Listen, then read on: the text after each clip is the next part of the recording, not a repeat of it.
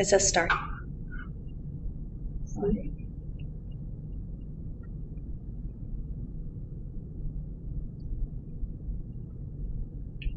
There it is. There it is. Wait, not yet. You want to share first? Share to the, yeah, right? So share Share to, to a page. well, it was just there. Share. Share now, or post, and that's share to a group. Share group. There, no, it's not doing it. I just checked it. It says a blur. I just checked it. Well, let her start. You might have to share it after the fact. Okay. Oh, it shows that you're live. Oh no, that was earlier.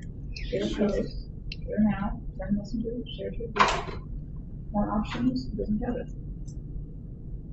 Just go ahead and get it. Go ahead and start.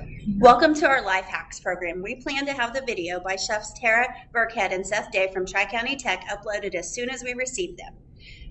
It will be about tasty meals you can make with those Thanksgiving leftovers. You'll be able to watch it at your convenience on the library's Facebook page. We are now going to discuss some basics of getting your finances in order. We are pleased that Sarah Freeman from the Truity Credit Union is here to share her expertise with us.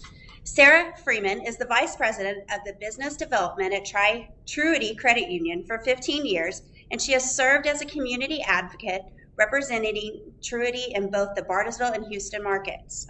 She is a dynamic speaker with a fresh perspective on traditional financial topics. She provides resources for community partners through seminars, community sponsorships, and financial education. Sarah specializes in new employee training, event planning, and board development. Currently, she serves on the boards for the Bartlesville Regional United Way and the Bartlesville Community Foundation. She is married to Brian, a Bartlesville native. Together, they own Freeman Inspection Services, and they keep busy with their 3 children, who are 8, 11, and 14.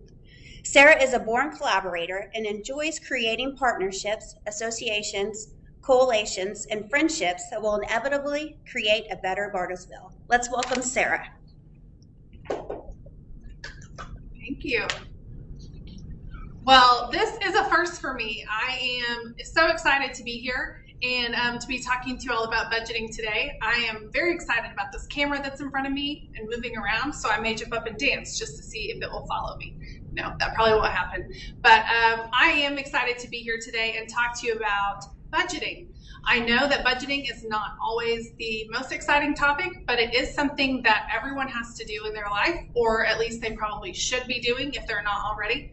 So I'm going to walk through 10 tips today to help you make that process a little bit smoother and have it be, something that's beneficial for you and your family if you happen to have a family as well. So let's get started. First off, what is a budget? For a lot of people, a budget feels like something very restrictive, kind of like your pants after a big Thanksgiving meal. No, a budget is something that can really be a benefit to you. It can give you freedom and it can help you feel good about the money that you're making instead of feeling like you have pressure on you to make decisions about your financial life all the time. So if you're feeling like you're intimidated because maybe you haven't been doing a budget and you should be, don't worry. Actually, 60% of Americans don't budget. That is a very high number and probably could be one of the things that helps contribute to why we have some situations in our country with excessive debt and spending and things like that. So we're going to talk to you today about things we can do to help budgeting be a little bit more accessible to you and feel a little bit easier. Now, I know while we're doing this, we're going to be live. I would love it if questions come in, if you want to pass those along, or feel free to interrupt me at any time. I'm used to kind of a conversational speaking engagement, and so I'm happy to kind of veer off topic if that's what we need to do.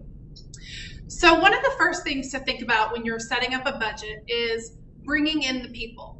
Most people, when you think about a budget, the first thing that comes to mind is the numbers. Well, today I want to tell you that the first thing that needs to come to mind are the people.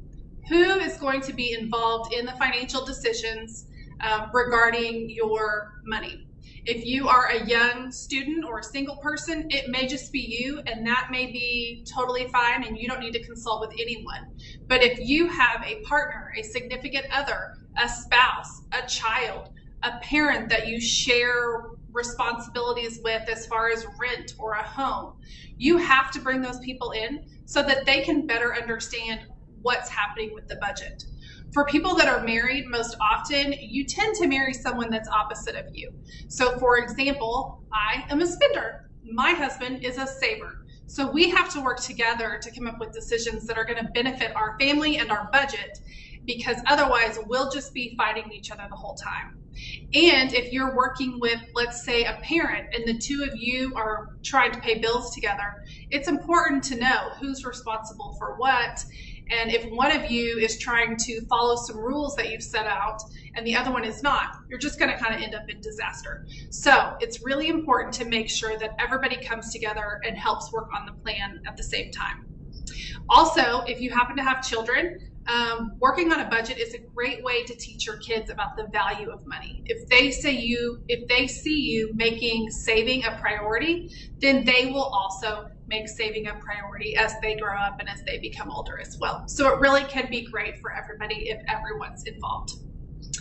The next thing to talk about is a simple budget. What does that even mean? Some people feel like a budget is a giant spreadsheet and lots of numbers, and it's something that tells you what you can and cannot spend. The fact is that a budget helps you decide where you're going to put your money, but you get to decide where that is. So we're going to talk about income, because you have to have an income in order to have a budget. We're going to talk about expenses, and once you take the expenses from the income, then you should end up with something around the number 0. So most budgets are a zero-based budget. That means that every dollar has a place where it should go. And you need to think about things like your taxes and all of your expenses when we talk about expenses. So remember that you may get a job, and let's say you make $10 an hour. Remember that taxes are going to get taken out of that. So if you're going to start working on a budget, you need to think about how much money you're making after taxes, because that's really important. So once you sit down to kind of think about what you're going to spend your money on, I would encourage you to think about the big rocks first. So there's always the big things that we have to pay for. That's going to be transportation, it's going to be shelter, and that's going to be food. So when I say food, I don't mean your eating out budget, but I mean the food that you need to survive and to thrive. You know, you're going to have to maybe go to the grocery store and buy some things. You're going to have to work on that food budget and get that somewhere that's comfortable for you. Also, your shelter. Where are you going to live? How much is that going to cost? Now, in all of these categories, including transportation as well, you really have to look at needs versus wants. So obviously there are things that I want to have. I want to have a brand new car. I want to have a big, huge house. But the fact is that what I need is something that's safe and reliable and takes care of me and my needs. So a car gets you from point A to point B. That's really all it needs to do. So if you're really working on a tight budget, or you're just getting started, or it's your first car or your second car, you just need something that's reliable, that gets you where you need to go. There will be time later, once you've set some of your financial goals and you save some money, that you'll have the opportunity to buy the next bigger and better thing. But in the beginning, you just need something that's reliable and something that you can afford. In regards to other big rocks, you might want to think about savings. I understand that for some people, savings feels like it is a far off dream, something that you really can't do right off the bat. But the fact is that no matter how much money you make or how much money you have, there is an opportunity for savings.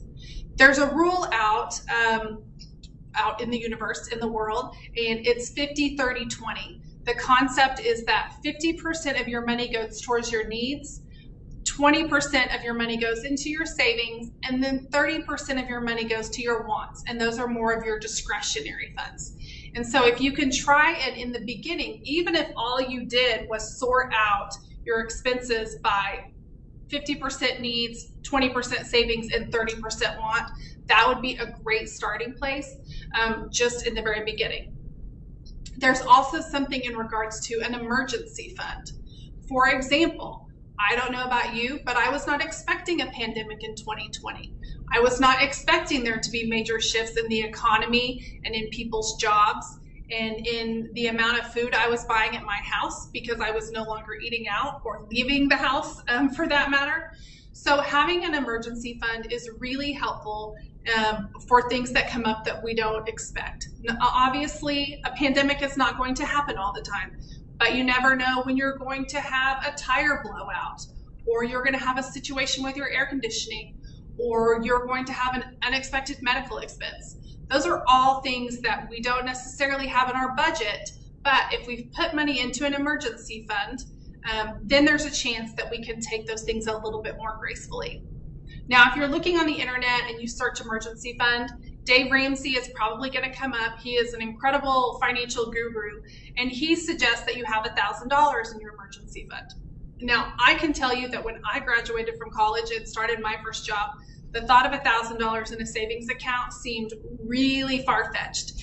And if I had the kind of money that I could be saving that, then I wanted to spend it on other things. Well, let me assure you that you can start an emergency fund with only $5 a paycheck. You can start putting money aside little by little and have that in there so that if something comes up later, then you have the ability to adjust. Oftentimes, when our income changes, we forget to change our savings goals. We're going to talk about that a little bit more later, but that's just something to keep in mind. What you start with for a savings goal and where you end up with might be two different things. Also, if you're really wanting to pinch pennies, one thing that you can do for saving money is start a change jar. I know that change jars seem super basic, and a lot of people don't even think about them anymore because we often use debit cards more than actual cash. But if you start a change jar and you start dropping money in that, you would be amazed at how much you can get through a period of time. I know a family that used a change jar, and they particularly put change in there and then any ones that they had after they had made an expense into a jar, and then they would use that money every year for their anniversary dinner. So it was a couple, and every year they would take that money and that's what they would choose to use when they went out to dinner for their anniversary. So there's all kinds of opportunities and different ways for you to kind of trick yourself into saving a little bit more. Something else to consider, I'm on tip number 5, which for the record, I'm happy to provide all of these tips in a written format. If you're interested in that, please leave us a comment or send a private message and we can make sure that we get a PDF out to you that has links and some more resources for you as well. But tip number 5 is be flexible. Don't be afraid to adjust. So oftentimes we feel like I'm going to put all this work in, I'm going to write out my income, I'm going to put my expenses into categories, and then I'm going to move forward. And the first slip up or the first error or the first month that it doesn't balance, people go, well, it's too much, I'm not going to do it, this isn't going to work, and then they just stop. And the fact is that you have to be able to adjust the amounts that for what works for you. So don't be afraid to, even something as simple as this month is Thanksgiving, this week is Thanksgiving. So I know just through my own experience that in November and December, my grocery budget is going to be more. So when I'm doing my budget, I have to say normally my grocery budget is $50 a week. But in November and December, because of holidays, because of people being home more, because of various circumstances, I'm going to budget $75 a week instead, or whatever that number is for your family. So don't be afraid to go in and make those adjustments so that you're better prepared for the reality of what's actually happening and what's going on. Another example on specific savings that you need to adjust for, Christmas. Obviously, Christmas comes up. Even if you've been running on a good budget and kind of following all the right guidelines, then all of a sudden you're supposed to come up with money for Christmas presents. So we have things that can, any financial institution has things that they can offer you to help you hit some of those savings goals. So if, for example, you were to save $20 a paycheck throughout the year, then by Christmas time, if you've put all that into a sub share, then you could have close to $500. And wouldn't it be nice to be able to go and pull that money out and know that you have that to buy gifts for your family or your friends? So another time to make an adjustment is Christmas, those kinds of things. So I'm kind of getting ahead of myself because I'm talking about savings goals and making adjustments. But how do we actually get started with putting this all together? Well, my suggestion to you would be get everything out of your head and start tracking. So it's really important that a budget not just be something that you kind of have in your head and that, oh, well, I'm only going to spend this much this week on Starbucks trips or coffee or whatever it is. Well, you have to write those down and you have to be accountable. Otherwise, you're probably not going to hit your target. So there's a lot of different tools that people can use to do a budget. One of those things is a spreadsheet, a really simple spreadsheet on your computer where you put numbers in at the end of a week or the end of a day so that you can see if you're getting close to hitting the budgeted amounts you have in various categories. Also, something that's even better is using your handy phone. So there's so many different apps that you can get that you can put on your phone. One of them that's very popular is called it's called Every Dollar because they want you to track every dollar that you're spending through their app. I think that the initial application is free. It's available for you to download. You can also upgrade it for a small fee and they will sync it with your bank account. So if you do that, then you have the ability to go in and see, oh, look, here's all the money. It's already in my app. All I have to do is categorize it for how I've spent it. So an app is a really great way to keep your budget right with you in your phone and so you have it with you all the time. Something else that's way basic but is very successful is what's referred to as the envelope method. So let's say you are younger. Let's say you maybe have a part-time job and you're a student.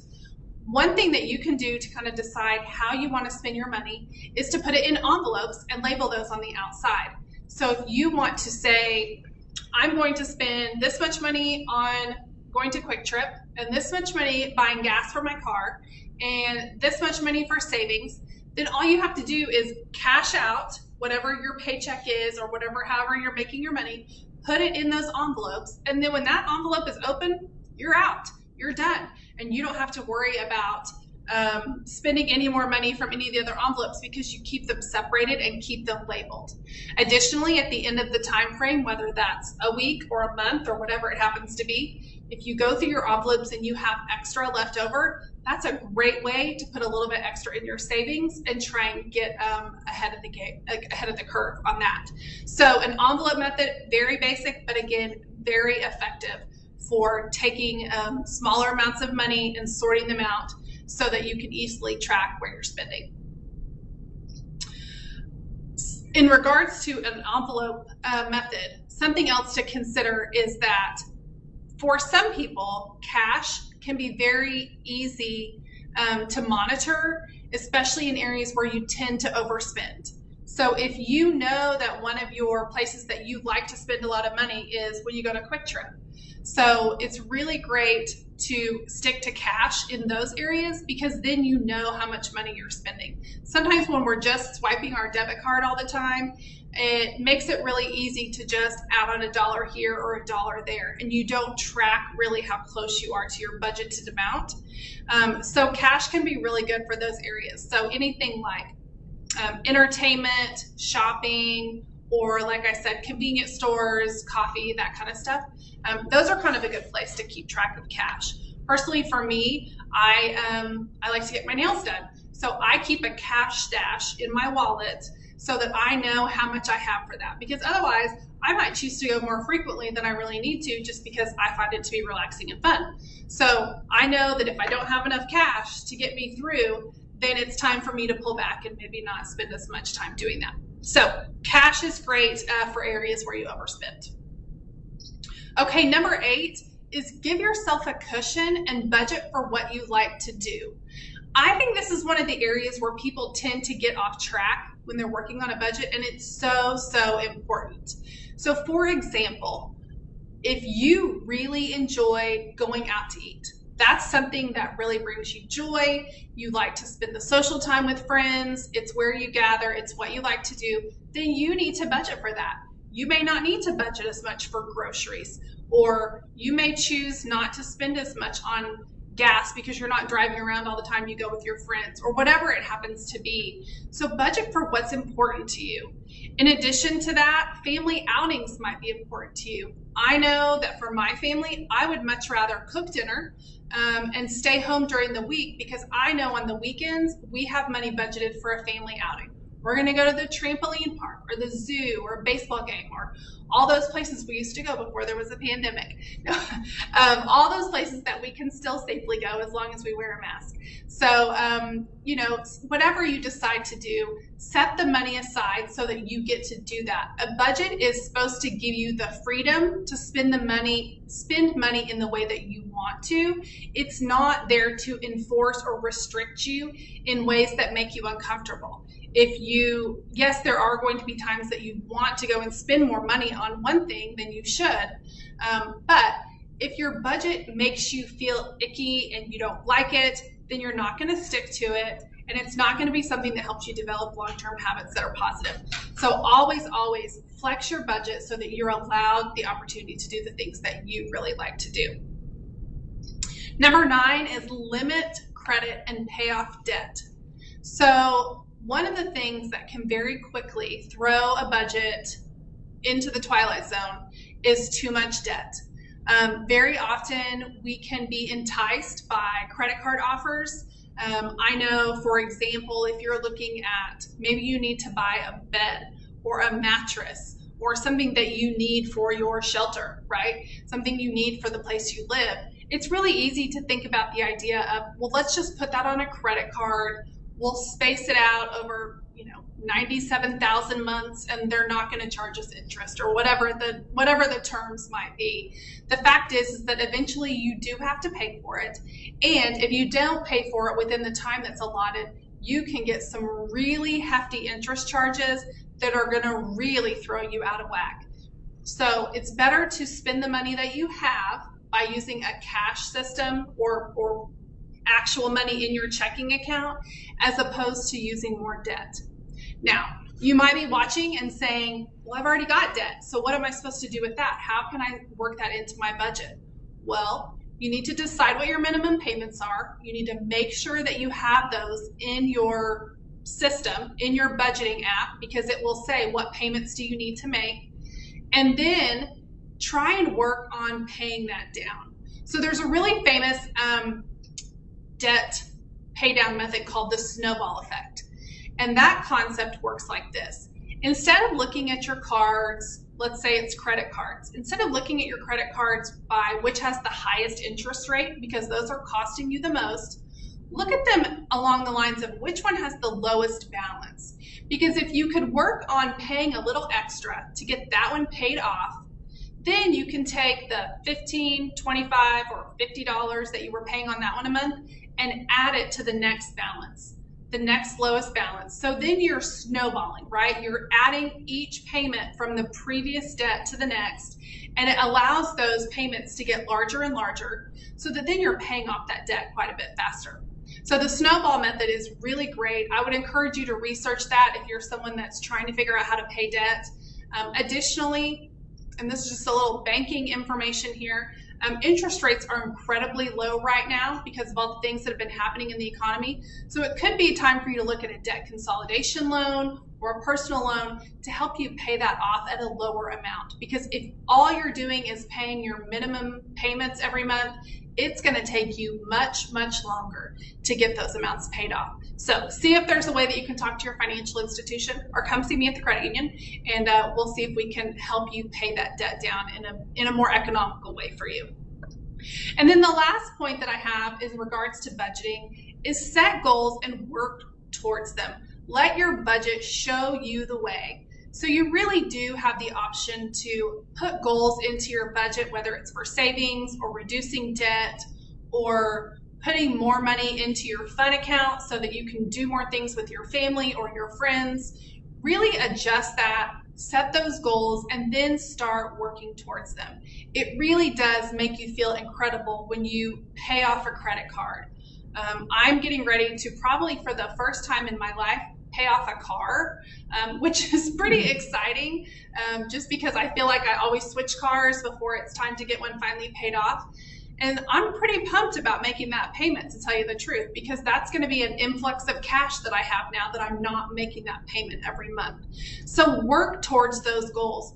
When you focus on your budget, then you'll really reduce the stress that you have about money, and it'll make you feel better about the choices that you're making as well. So I want your budget to be flexible. I want it to work for you. But let's see if we have some questions that maybe have come in, and I'll try and answer them.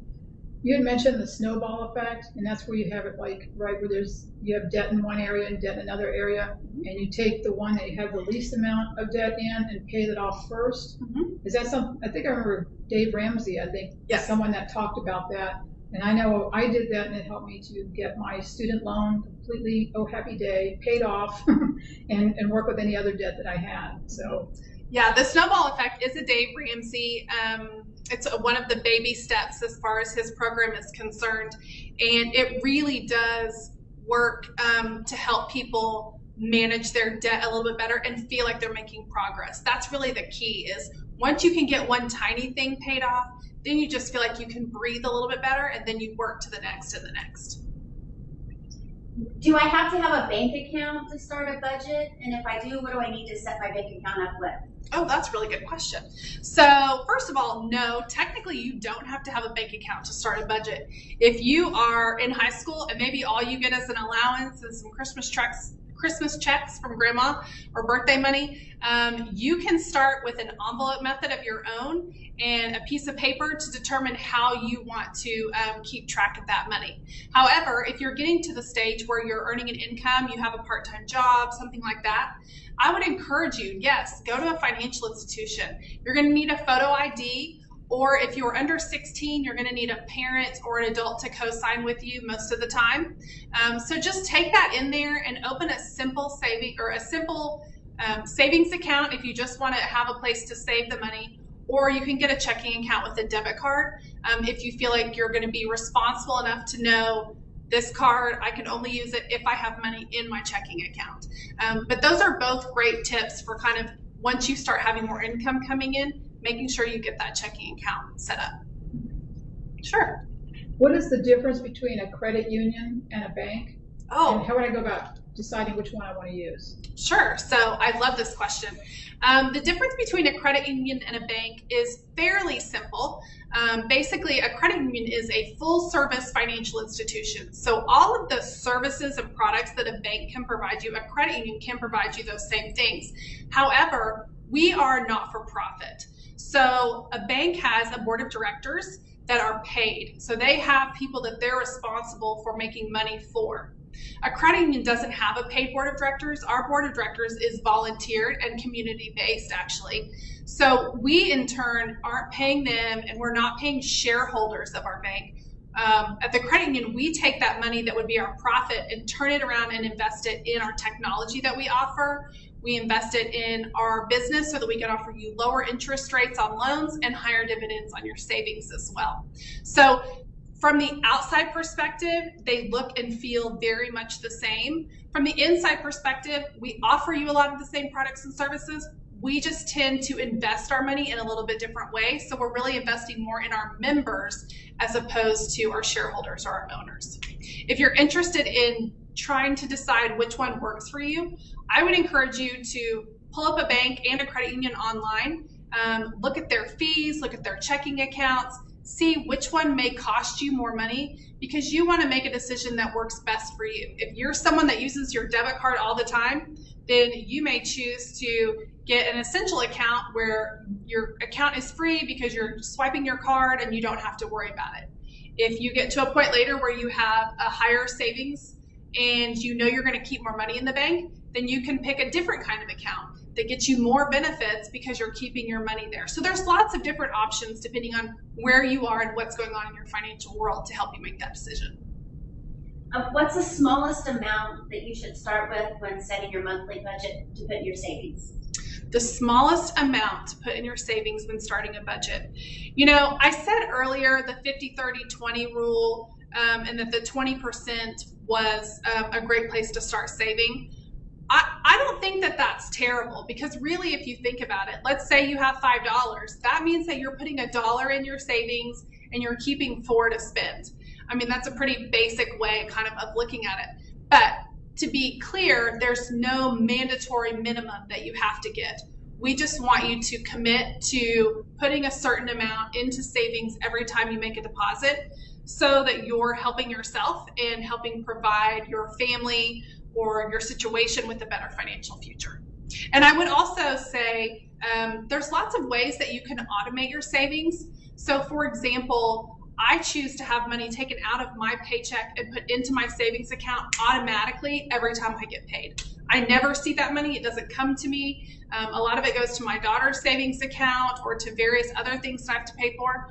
But it just makes it easier because it's not in that pot that I have to decide what I'm going to do with or where I'm going to put it in my budget. So automated withdrawals into savings are a really great tool to help you kind of stay on track and get ahead of that savings goal. You had mentioned about ways of about the idea of teaching your children. You have children about budgeting. Do you have any specific tips, fun things you can do with children to teach them about the budget? Sure. So as far as the budget goes, I think it's important with the language that you use to really talk about why you do or don't do certain things. So for example, kids oftentimes want to, well, let's pick my kids. Let's go to the donut shop. They would go to the donut shop every single morning of their life to buy donuts and chocolate milk and all these things.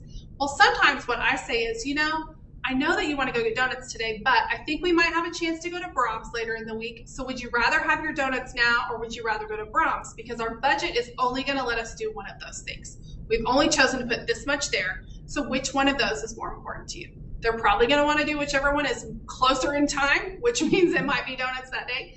But the fact is that you're bringing it up, you're putting it out there in the conversation and giving them an opportunity to participate in the budgeting process, and that really helps. Also, for example, and I'm speaking of the credit union because that's where I work and that's what I know. I'm sure this is available other places, but we have Johnny Appleseed accounts, which are children's savings accounts. And if they bring in, I think it's either $2 or $3 a month. It's $3. Thank you from the back there. It's $3 a month. If they bring that in and make a deposit into their savings account, they get a toy. And every time they do that, they get a toy that they get to take home. So it really teaches them kind of oh, look, I'm giving something, but I'm getting something back as well. And that's a really good way to kind of start that process and get them used to just coming to the credit union to do that deposit or whatever they need to do, which you can currently do through the drive-through. Just for the record. What are some things that people often forget when they're setting their budget up? So I think a lot of times what people forget are things that fluctuate. For example, it's really important that you look at your utilities and make sure that you know, are you on average monthly payments? So do you know that your electric bill is going to be the same every month, or is it going to shoot up in the summer because you're not on average payments and you're going to run your air conditioner? So you have to think about things that fluctuate. Also, we talked a little bit about like Thanksgiving and Christmas, those kinds of things. Things like that are going to come up, and you don't want to forget about extra money that you're going to need. For example, one thing that always gets me still as a grown woman, been doing this for a while now, my car tag. I always forget what month it's due and that I'm going to need an extra $100 or whatever it is to go pay that.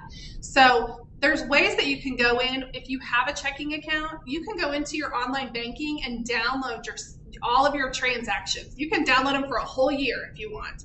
And that's a really great way to sort and see and remember how you spent your money so that you can know kind of what to expect for later in the year. Let's tell Sarah, thank you for joining us and giving us some great tips on budgeting that we can all take and use right now as I'm in front of her. And we want to thank you all for watching this and let you know that our next Life Hacks is going to be on Tuesday, December 29th. Tara and Seth are going to share with us how to make some easy comfort food. And Brenda Coons, who's a landlord, is going to discuss what we need to know when we're renting our first place. So thank you for joining in. Have a great Thanksgiving holiday. See you later. Bye. Thanks for hanging out with us.